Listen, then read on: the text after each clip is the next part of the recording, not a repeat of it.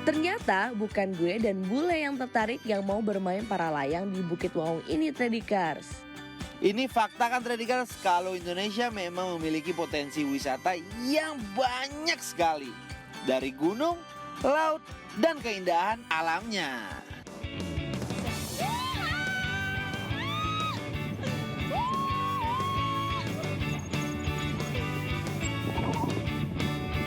Wah, di sini enak banget Tradikers. Kenapa? Karena nggak ada termal. Iya, jadinya kalau nggak ada termal itu meminimalisasikan penumpang buat muntah. Jadi di sini semuanya pemandangannya tuh hijau banget. Saik banget Tradikers, dari atas ini gue nggak hanya melihat keindahan pemandangan laut aja, melainkan juga keberadaan air terjun yang melengkapi indahnya hari ini Tradikers. Ini dia Tradikers, the real hidden paradise. Woo!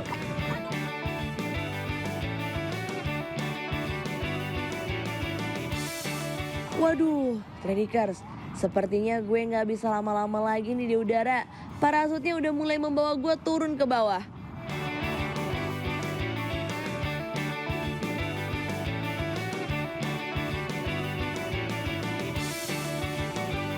Vina sudah mendarat Tradikers, kini giliran gue nih. Travel Addict tanpa batas.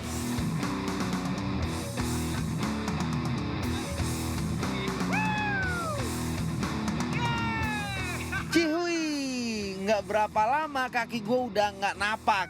Itu artinya gue sudah melayang di udara Tradikers. Tradikers, kalian harus coba nih. Rugi kalau nggak kesini, karena pemandangannya keren banget. Pokoknya rasa capek dan besarnya pengorbanan akan kebayar kalau sudah sampai di tempat para layang ini.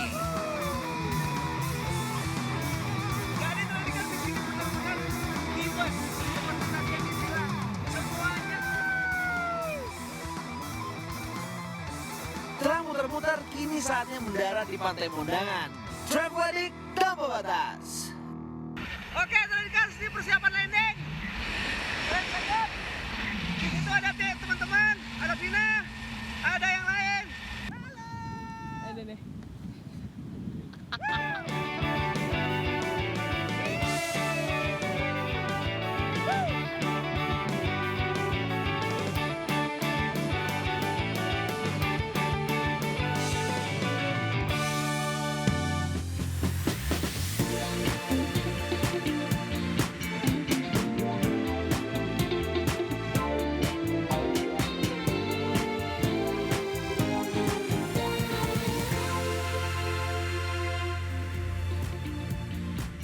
Halo pemirsa, selamat malam. Bagaimana kabar Anda? Semoga Anda dalam keadaan sehat ya.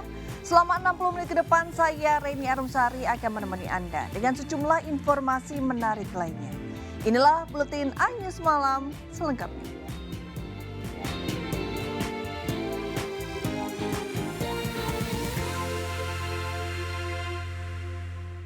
Pemirsa, Pengadilan Negeri Jakarta Selatan menolak gugatan pra-peradilan yang diajukan Ketua KPK nonaktif Firly Bahuri melawan Kapolda Metro Jaya Irjen Karyoto.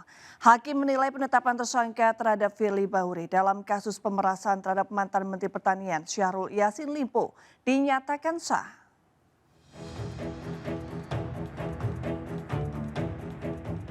Upaya Ketua KPK nonaktif Firly Bahuri untuk dapat lolos dari status tersangka kasus pemerasan terhadap mantan Menteri Pertanian Syahrul Yassin Limpo akhirnya pupus. Hakim Tunggal Pengadilan Negeri Jakarta Selatan Imelda Herawati menyatakan menolak pra-peradilan Firly Bahuri yang diajukan olehnya. Dalam pokok perkara 1 menyatakan permohonan pra-peradilan pemohon tidak dapat diterima. Dengan demikian, keputusan Polda Metro Jaya menjadikan Firly sebagai tersangka sah menurut perundang-undangan yang berlaku. Mantan penyidik KPK Novel Baswedan mengapresiasi putusan tersebut karena dinilai sudah sesuai dengan aturan hukum. Proses penanganan ini semoga bisa dituntaskan. Jadi kita berharap semua yang terkait dengan perbuatan yang dilakukan oleh Firly Bahuri bisa diperiksa semuanya. Begitu juga terkait dengan dugaan adanya tindak pidana pencucian uang.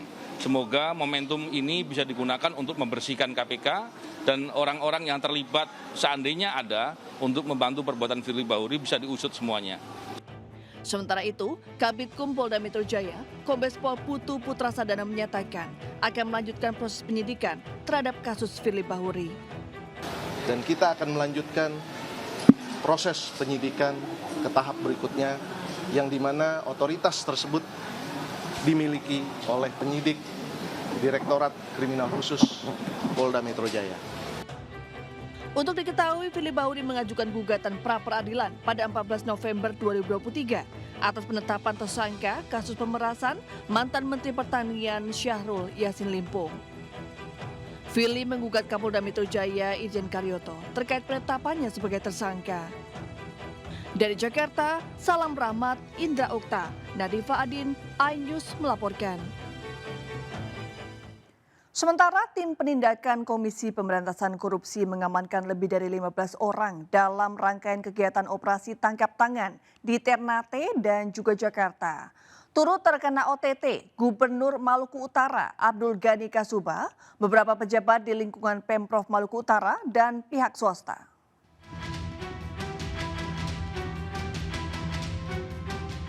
Hingga kini Gubernur Maluku Utara Abdul Ghani Kasuba bersama 14 orang lainnya masih menjalani pemeriksaan di Gedung Merah Putih Komisi Pemberantasan Korupsi. Selain itu, tim Komisi Anti Rasuah KPK juga melakukan penggeledahan di kediaman Gubernur Maluku Utara dan beberapa kantor kedinasan lainnya. Menurut pihak KPK, operasi tangkap tangan itu terkait dugaan lelang jabatan dan pengadaan proyek barang dan jasa di lingkungan Pemprov Maluku Utara. Benar. Di antaranya adalah Gubernur Maluku Utara dan pejabat lainnya serta beberapa pihak swasta yang sebagian saat ini telah berada di Gedung Merah Putih KPK untuk dilakukan permintaan keterangan. Sementara itu, menanggapi kegiatan OTT tersebut, Presiden Joko Widodo meminta seluruh pihak untuk menghormati proses hukum yang ada di KPK. Pak, soal OTT Gubernur Maluku Utara, Pak. Sama. Hormati proses hukum yang ada. Hormati proses hukum yang ada di KPK. Rencananya KPK akan mengungkap seluruh identitas lengkap dan konstruksi perkara dugaan korupsi dalam kegiatan OTT jika proses pemeriksaan telah selesai. Tim Liputan iNews melaporkan. Pemirsa, kasus positif aktif COVID-19 di ibu kota terus melonjak jelang Natal dan Tahun Baru. Ratusan warga kembali menyerbu posko vaksinasi gratis di kantor Dinas Kesehatan DKI. Ratusan warga terus berdatangan di posko vaksinasi COVID-19 yang digelar Pemprov DKI Jakarta di kantor Dinas Kesehatan Jalan Kesehatan Gambir, Jakarta Pusat. Mereka rela antri panjang dalam waktu yang cukup lama demi mendapatkan jatah vaksinasi COVID-19 dosis keempat dan kelima. Setelah menjalani tes kesehatan, satu persatu peserta kemudian diberikan suntikan dosis vaksin COVID-19. Peserta mengaku sengaja melengkapi vaksinasi dosis keempat dan kelima lantaran takut terpapar COVID-19 saat melakukan perjalanan mengisi libur panjang Natal dan Tahun Baru. Taunya dari Instagram Dinkes DKI, Mas. Vaksinnya sekarang yang booster keempat ya? Udah booster keempat. Ya. Ini untuk satu vaksin lagi. Vaksin lagi untuk melengkapi ya. Iya.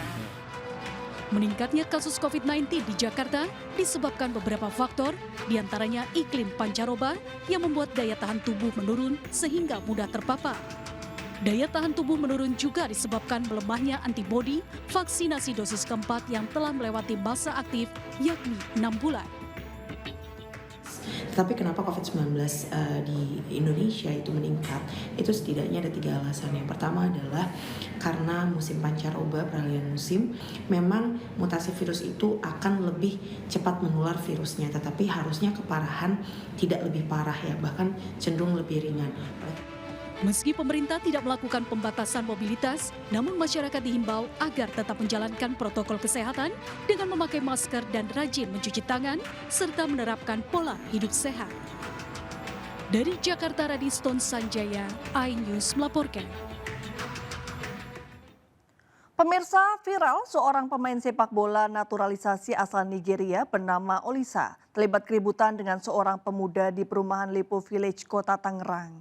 Diduga Olisa tidak terima ditegur setelah mobil yang dikendarainya menyenggol mobil korban. Viral di media sosial, aksi tak terpuji pemain sepak bola naturalisasi asal Nigeria, Gastime Oseloka alias Olisa, menampar seorang warga di perumahan Lipo Village, Jalan Taman Paris 1, Cibodas, Kota Tangerang. Pelaku tidak terima ditegur saat menyerempet mobil korban. Menurut korban, kejadian berawal saat pelaku hendak keluar parkiran dan menyerempet mobil korban yang sedang terparkir di halaman rumah korban. Mendengar suara keras, korban keluar dari rumah dan mendapati mobilnya sudah lecet. Saat bertanya perihal mobilnya yang lecet, pelaku yang emosi langsung menampar korban.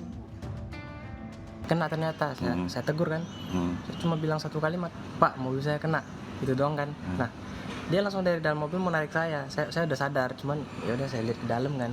Dianya mau keluar, saya kira kan dia yang nabrak kan, minimal dia minta maaf atau apa ya kan. Kirain dia keluar mau ngomong, ternyata dia langsung nampar saya sambil ngomong, "Kamu kayaknya nggak sopan ya, kamu kayaknya nggak sopan," gitu.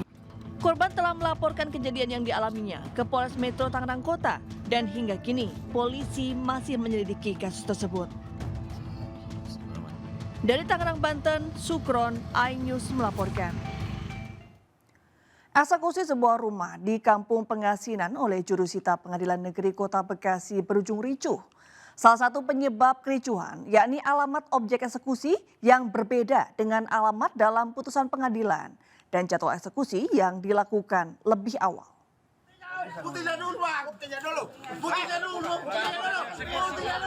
Seperti inilah kericuhan yang terjadi usai pembacaan penetapan eksekusi rumah di Kampung Pengasinan Rawalumbu, Bekasi Timur, Kota Bekasi pada Selasa siang. Sejumlah massa dari pihak Pengadilan Negeri Kota Bekasi langsung merangsek dengan mendorong pagar rumah termohon eksekusi. Eksekusi rumah berujung ricuh dipicu karena sejumlah hal. Di antaranya, alamat objek eksekusi yang berbeda dengan alamat rumah dalam putusan pengadilan. Dalam putusan pengadilan, alamat rumah yang dieksekusi berada di Kampung Pengasinan nomor 45. Namun ternyata, objek rumah yang dieksekusi nomor 14. Kami juga mengacu dari sertifikat nomor pengukuran sama nomor sertifikat, titiknya tetap berada di sini. Kalau soal alamat RT kan bisa saja itu hanya terjadi salah pengetikan. Dari awal pun tidak pernah dibantah. Kami panggil pun orang itu tetap datang dengan alamat yang sama kami kirim suratnya. Tak hanya itu, jadwal pelaksanaan eksekusi pun dilakukan lebih awal dari jadwal eksekusi. Kuasa hukum dari termohon eksekusi menilai eksekusi ini tidak manusiawi dan diduga terjadi penyelundupan hukum. Tapi kita melihat grosis lalu itu jelas kok. Alamat klien kami itu adanya di RT 003 RW 01 nomor 45. Kenapa ini bisa berubah? Ya kan? Nah, ini yang kita sangat sayangkan. Pihak termohon akan melakukan sejumlah upaya dalam memperjuangkan haknya. Dari Bekasi, Jawa Barat, Rahmat Hidayat, iNews melaporkan. Pemirsa, 2 rumah di Sukabumi, Jawa Barat dirobohkan dan dibakar oleh warga. Aksi tersebut dilakukan warga lantaran geram melihat kedua rumah tersebut diduga kerap dijadikan tempat prostitusi dan kumpul kebo penghuninya.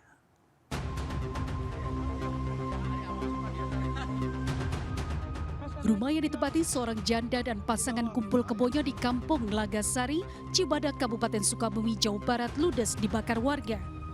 Tidak hanya dibakar, warga yang kesal juga merobohkan rumah tersebut. Menurut Ketua RT setempat, pembakaran dan pembongkaran rumah dilakukan setelah banyaknya laporan warga yang resah dengan aktivitas yang dilakukan di rumah tersebut. Sebelumnya warga sudah memperingatkan penghuni rumah, namun dihiraukan. Ternyata di sini dipergunakan prostitusi juga, Pak. Sejak kapan Pak ini berdiri bangunan ini, Pak? Kalau bangunan ini kurang lebih ada sih 2 tahunan, 2 tahun lebih lah kayaknya ya. Cuman untuk dimanfaatkan 5 bulan terakhir lah. Sementara itu penghuni rumah bersama pasangannya telah diusir warga agar tidak kembali lagi ke lokasi tersebut. Dari Sukabumi, Jawa Barat, Budi Setiawan, iNews melaporkan. Pria berjaket ojek online terekam CCTV mencuri uang senilai 6 juta di sebuah warung di kota Mojokerto, Jawa Timur. Pelaku beraksi dengan berpura-pura memesan makanan, lalu membobol meja kasir saat karyawan menuju ke dapur.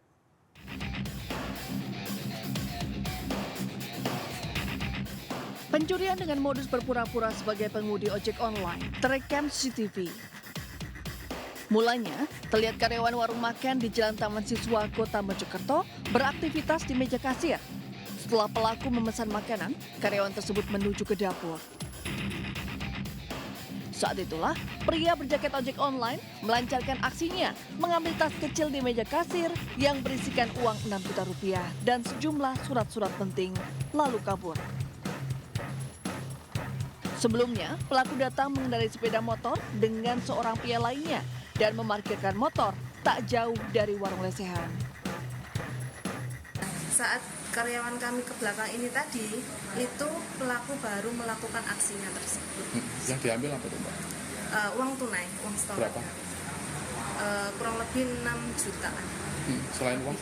Selain uang, di situ juga ada KTP sama kemarin kartu-kartu milik si kasir.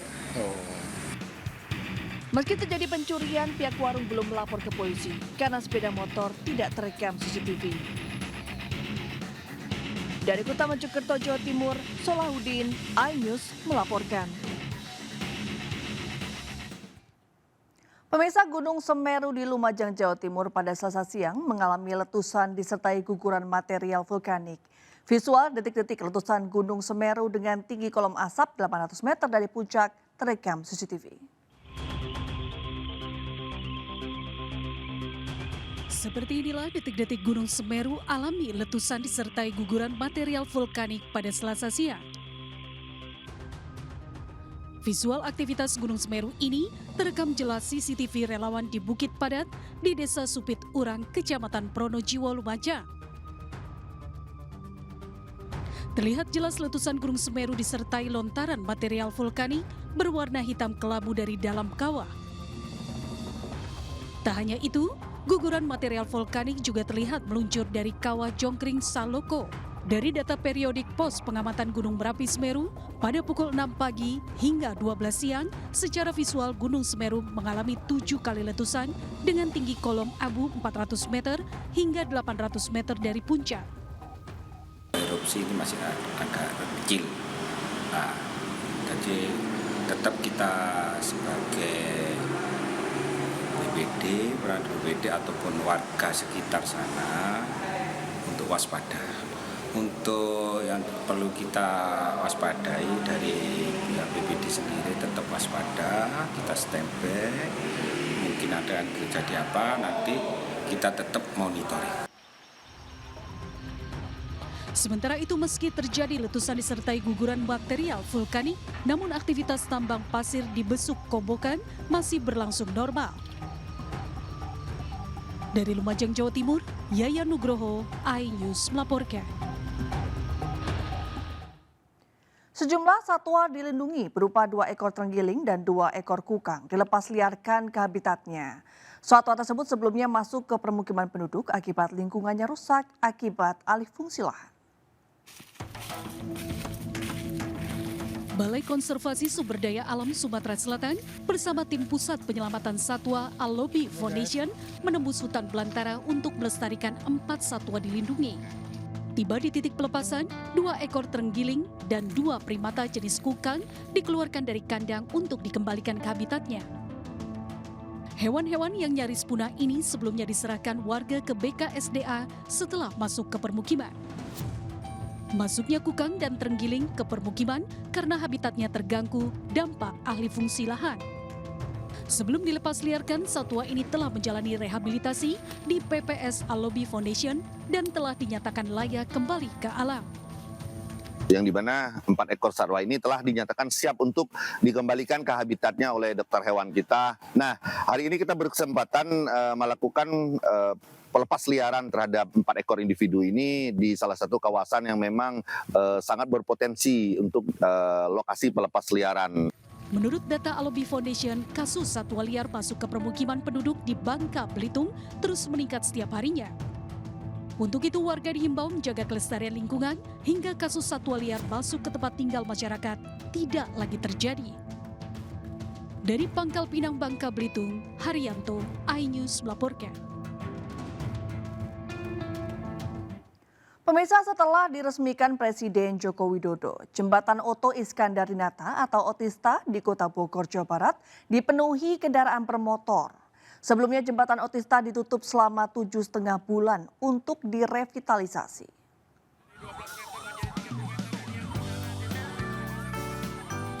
Ratusan kendaraan roda 2 dan roda 4 langsung memenuhi ruas jalan Oto Iskandar-Dinata atau Otista Kota Bogor usai dibuka kembali. Warga menyambut antusias pembukaan jembatan karena akses jalan menjadi lebih singkat serta tidak lagi terjebak kemacetan.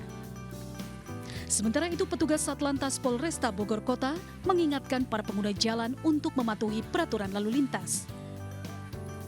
Pengguna jalan ini sangat membantu karena selama ini kan kemacetan timbulnya di jembatan.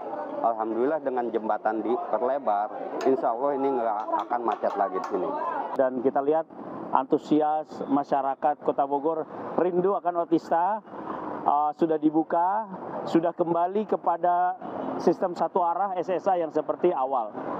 Kami juga mengimbau agar seluruh pengguna jalan baik roda 2, roda 4 dan sebagainya untuk sama-sama mentaati peraturan lalu lintas. Sebelumnya Presiden Joko Widodo meresmikan langsung jembatan Otista pada Selasa pagi. Sebelum direvitalisasi, jembatan Otista menjadi salah satu sumber kemacetan di Kota Bogor. Selama lebih dari 7 bulan, jembatan peninggalan zaman kolonial ini kemudian dilakukan pelebaran jalan. Dari Bogor, Jawa Barat, Andi Firmansyah, iNews melaporkan. Pemirsa, calon presiden nomor urut 3 Ganjar Pranowo menjalani kampanye di Jateng dan DIY dengan berdialog dengan buruh pabrik rokok di daerah istimewa Yogyakarta. Calon Presiden Ganjar Pranowo menemui dan berdialog dengan buruh pabrik rokok di daerah istimewa Yogyakarta. Dalam dialog, Ganjar berharap semakin banyak perusahaan di Indonesia yang memfasilitasi kaum disabilitas. Berbicara soal industri rokok, Ganjar mengungkapkan hal ini bukan tantangan yang mudah. Pasalnya, produksi tembakau di Indonesia secara nasional semakin menurun, namun kebutuhan meningkat, akhirnya harus dipenuhi dengan cara impor. Ganjar menegaskan perlu ada realisasi antara petani tembakau dengan pabrik untuk menjalin kerjasama simbiosis mutualisme. Yang pertama, sebagian besar perempuan. Jadi perempuan itu pada pekerjaan-pekerjaan detail ya kualitasnya tinggi. Dan jelang Hari Ibu jadi saya menyampaikan selamat Hari Ibu. Yang kedua, saya senang karena di perusahaan ini inklusivitasnya didorong sehingga tadi ada para perempuan penyandang disabilitas bekerja di sini. Maka ruang-ruang untuk para penyandang disabilitas makin terbuka. Mudah-mudahan ini nanti akan makin banyak bisa direplikasi oleh perusahaan yang lain. Ganjar mengungkap Indonesia memiliki kualitas tembakau yang sangat hebat sehingga potensi ini tidak bisa dimatikan dan harus selalu diangkat. Ganjar pun menyarankan kenaikan harga tembakau agar tidak terlalu ekstrim karena akan membuat rugi para petani tembakau. Dari daerah istimewa Yogyakarta, Putu Bagus, Aris Setiawan, iNews melaporkan. Kampanye hari ke-22, Anies Baswedan berkunjung ke Lombok, Nusa Tenggara Barat. Dengan dihadiri puluhan ribu massa, simpatisan, kader, dan partai pendukung, calon presiden nomor urut 1 menggeloraikan semangat perubahan untuk Indonesia lebih maju dan berkeadilan.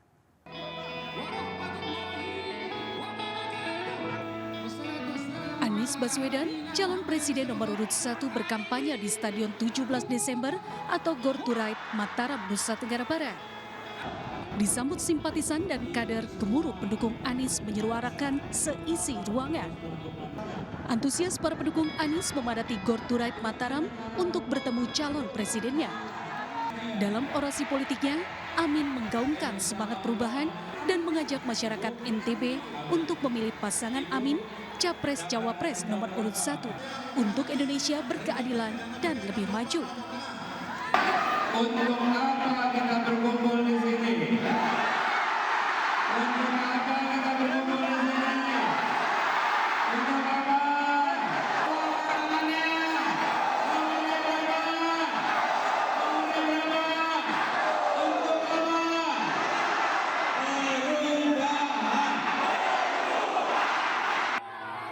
Usai berkampanye di Gor Turek Mataram, Anies berziarah ke Islamic Center. Dari Mataram, Nusa Tenggara Barat, Hari Kasidi, iNews melaporkan. Sorotan terhadap Mayor Infantri Teddy Indrawijaya, Ajudan Menteri Pertahanan dan juga calon Presiden nomor urut 2 Prabowo Subianto yang selalu hadir dan mendampingi dalam setiap kegiatan Prabowo menuai polemik. Ketua Bawaslu masih melakukan pengkajian untuk memastikan terjadinya pelanggaran. Polemik kehadiran Ajudan Menteri Pertahanan Prabowo Subianto, Mayor Infantri Teddy Indrawijaya saat hadir dalam debat Capres yang digelar KPU beberapa waktu lalu ramai diperbincangkan. Dalam sebuah video dan foto yang beredar, nampak Teddy terlihat duduk dalam barisan pendukung yang juga calon Presiden nomor urut 2 Prabowo Subianto. Mayor Teddy juga tampak mengenakan pakaian dengan warna yang sama dengan pendukung Prabowo. Yang jelas tidak boleh TNI itu ikut dalam tim kampanye dan juga pelaksanaan kampanye kecuali dalam kapasitas sebagai pengamanan.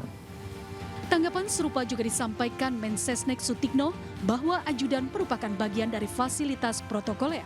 Dari Jakarta, Nisa Sahib, Ilham Zarkarsi, Wildan, iNews melaporkan.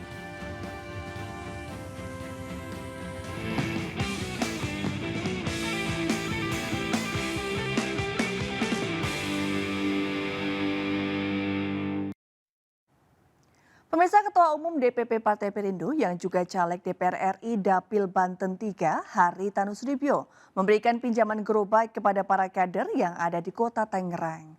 Masifnya program gerobak Partai Perindo di berbagai tempat diharapkan menjadi langkah nyata menghadapi Indonesia Emas.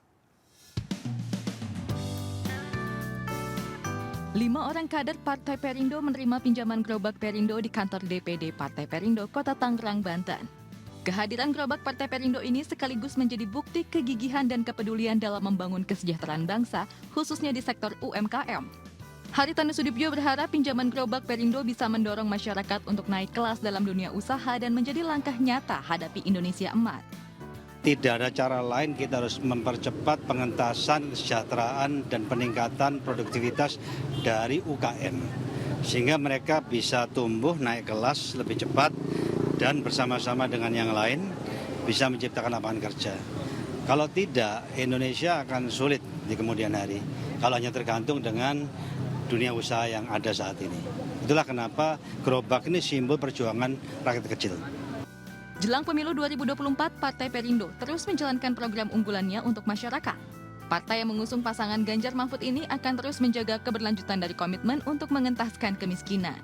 Dari Tangerang, Banten, Esra Ambarita, Fakih Satrio, iNews melaporkan.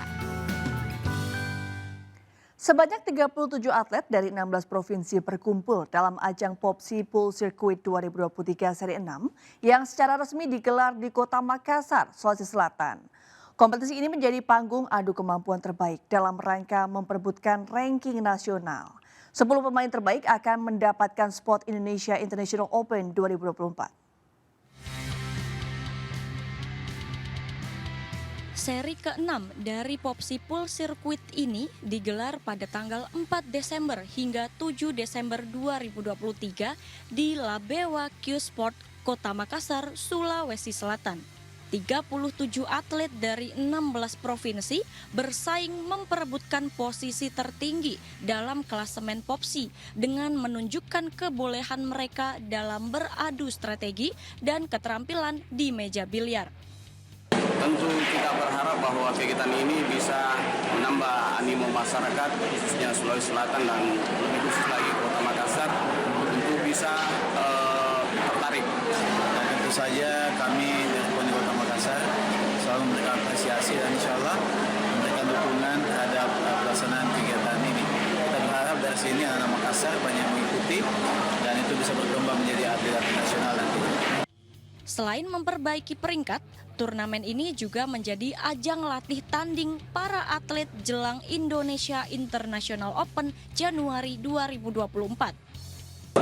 Ini merupakan rangkaian terakhir dari sirkuit nasional yang memperebutkan ranking nasional, di mana setelah kegiatan ini akan diakumulasi siapa yang akan menduduki ranking terbaik nasional untuk tahun 2023, yang mana 10 terbaik akan mendapat spot di Indonesia International Open. Kota Makassar menjadi kota terakhir pelaksanaan pertandingan Popsi Pool Circuit 2023 seri ke-6 setelah Pekalongan, Jakarta, Jogja, Palembang, dan Balikpapan. Dari Makassar, Sulawesi Selatan, Julius Vin, iNews melaporkan.